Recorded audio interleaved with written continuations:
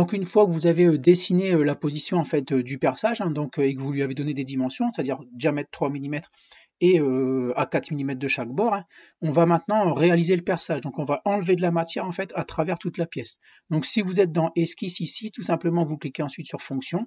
Alors on va pas non pas ici cette fois utiliser bossage base extrudée, puisque ça c'est pour ajouter de la matière. Donc on le voit bien ici sur le petit dessin, on ajoute bien de la matière ici en bleu.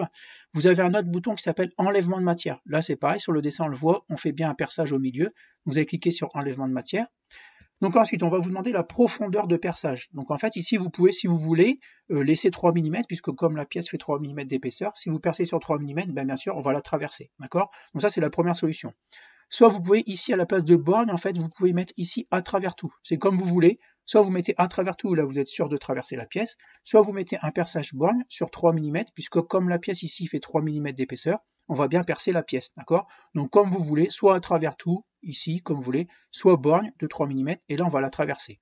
Alors il ne faut pas ici oublier de le valider en cliquant sur OK, ici la petite coche verte, voilà. Et là on a traversé la pièce, donc on ne le voit pas forcément tout de suite.